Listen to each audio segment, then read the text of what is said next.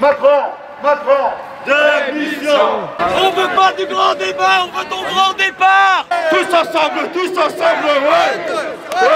On dit souvent dans les médias, etc., que les revendications des Gilets jaunes ne sont pas compatibles avec celles des enjeux écologiques futurs. Qu'est-ce que t'en penses, toi? Moi, je pense que de toute façon, dans ce pays, on peut compter que sur les citoyens. Ça fait des années qu'on sait qu'il y a des risques climatiques, qu'on a des enjeux énormes à venir, et actuels d'ailleurs, et rien n'est fait. Je veux dire, il n'y a jamais quoi que ce soit qui a été fait dans ce sens. Et la question de la citoyenneté, elle est au cœur de ça, quoi. De la démocratie directe, avec le référendum d'initiative citoyenne, encore une fois, ou avec une assemblée citoyenne, on peut, je pense, commencer à faire bouger les choses réellement. Et pas attendre une loi dans 107 ans. Là, on pourrait le faire très rapidement, des choses toutes bêtes. D'ailleurs, tout le monde est au courant des solutions qu'il y a, et il n'y a jamais rien qui est fait. Si le citoyen n'a pas un pied dans les institutions, il n'y aura jamais rien qui sera fait. Donc c'est une urgence démocratique d'avoir un pied dans les institutions pour répondre à l'urgence climatique. Voilà. Donc les deux... Donc en fait les revendications des Gilets jaunes et celles de l'écologie, entre guillemets, elles sont complètement liées au final. Au final, c'est la solution. La démocratie directe, c'est la solution à tous les enjeux écologiques qui s'approchent. Ça marche. Voilà, merci beaucoup. Il n'y a aucune confiance en politique. Et par contre, moi j'ai entièrement confiance au peuple. Voilà. Moi, étant donné que je fais les manifs des Gilets jaunes maintenant depuis le début, que je suis avec eux, pour moi c'est complètement aligné parce que les Gilets jaunes, qu'est-ce qu'ils dénoncent? Les Gilets jaunes, nous aujourd'hui on dénonce le décalage politique avec les revendications du peuple. Et l'économie forcément c'est notre planète, donc ça fait partie de, enfin c'est notre maison, ça fait partie de nos revendications. On ne veut pas tuer notre planète. Ok, aujourd'hui ce qu'on met plus en valeur c'est plus de pouvoir d'achat. C'est parce que les gens ils en ont marre de payer des impôts et tout ça, mais tout ça c'est lié. Si tu veux faire attention à la planète, il faut manger bio, il faut manger local, il faut éviter la production à la masse, il faut éviter que les mecs ils investissent 20 € le kilo des mangues qui viennent en 2 jours en avion. Mais pour ça il faut avoir les moyens.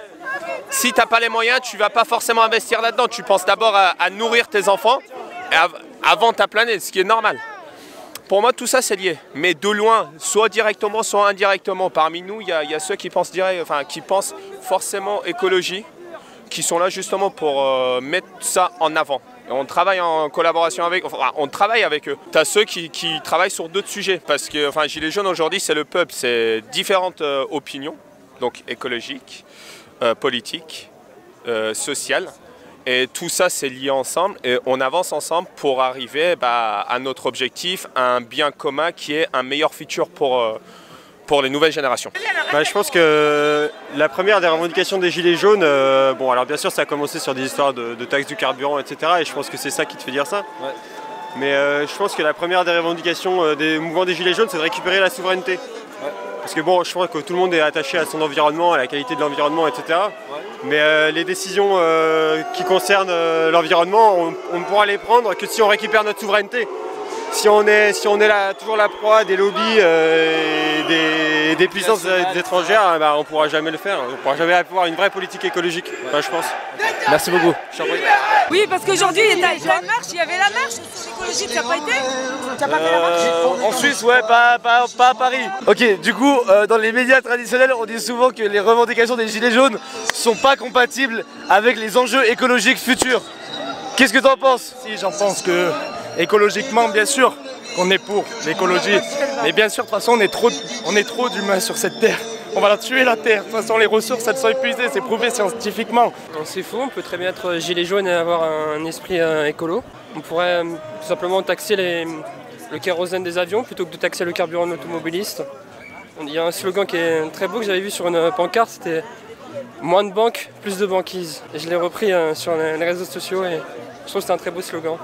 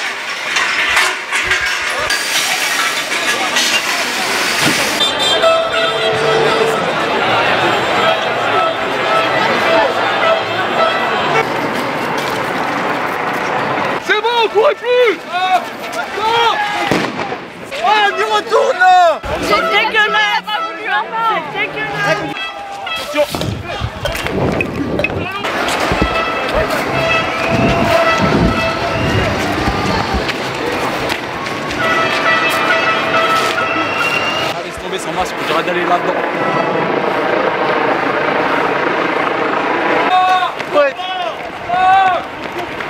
Surtout qu'ils sont en face et derrière quoi. Ah nique sa mère. Nique sa mère.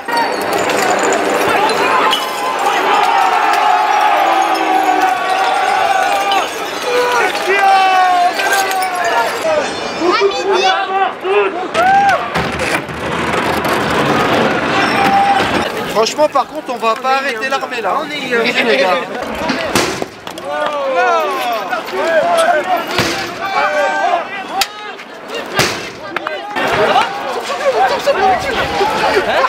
Arrêtez les gars, laissez-les. Attention derrière toi. Putain! Oh, flashball! Flashball, ça va? Ça va, gros? Ça va.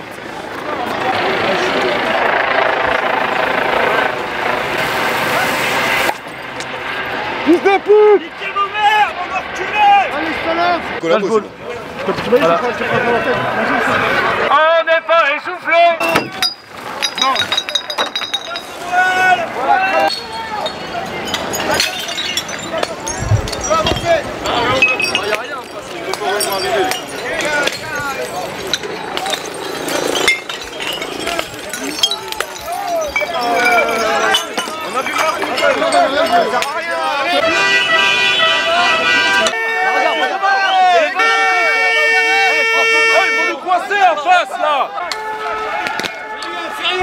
Ça flash. C'est rien. Bien.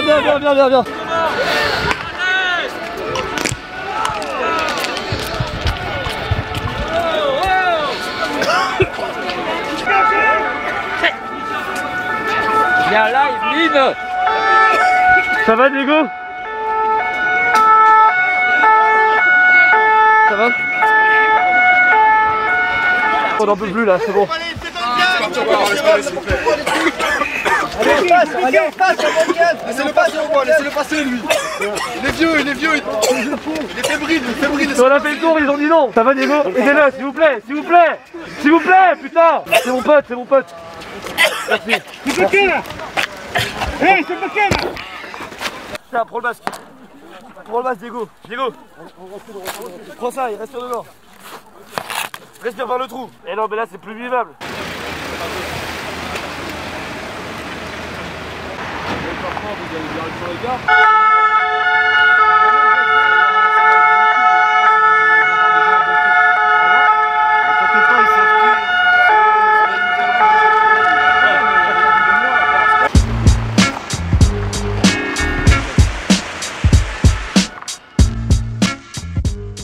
Bon, de base, j'étais parti à Lyon pour recueillir des avis sur les liens entre les gilets jaunes et l'écologie pour préparer un débat qui aura lieu en live mardi prochain. Je vais pas m'attarder à commenter ces avis parce que le débat en question, il est sur cette thématique justement.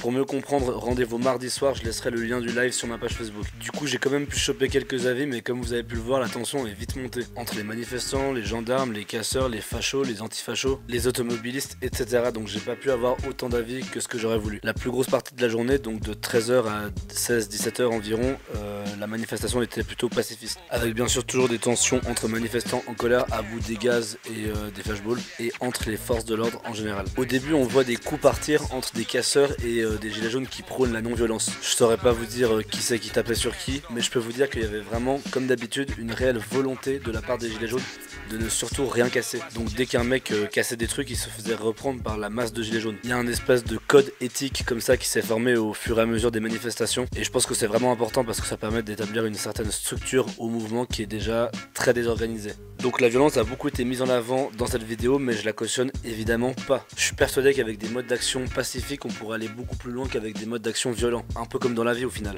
On était plusieurs milliers de manifestants pacifistes durant la majorité de la journée, et je peux vous dire que la masse de personnes violentes était très minime comparé à la masse de gilets jaunes pacifistes. C'était vraiment de l'ordre de plusieurs dizaines d'individus, tout au plus. Bon, ça c'était pour la première partie de la journée, parce qu'on voit bien que la deuxième partie, bah ça part un peu en couille. Encore une fois, hein, moi j'ai filmé que ce que j'ai vu. Ces images ne peuvent donc pas être interprétées comme une généralité. Ce que j'ai filmé, c'est que ce que j'ai vu moi, ce jour-là, à ce moment-là, en tant que gilet jaune pacifiste. Donc voilà, s'il y a bien une chose à retenir de ces images, c'est les milliers de manifestants gilets jaunes pacifistes qui sont toujours là malgré la répression. Le peuple est fort et courageux et j'en suis très fier. On retiendra évidemment la revendication principale qu'est le RIC, le référendum d'initiative citoyenne donc. On aura l'occasion d'en reparler plus précisément dans de prochaines vidéos. Et on peut surtout retenir la volonté des gilets jaunes, encore une fois je le répète, de ne rien casser. On sait tous très bien que cette violence elle nous décrédibilise et qu'elle donne une excuse aux institutions de l'État pour appliquer via les forces de l'ordre leur politique de répression inhumaine. Ça aussi on aura l'occasion d'en reparler, même si j'imagine que les images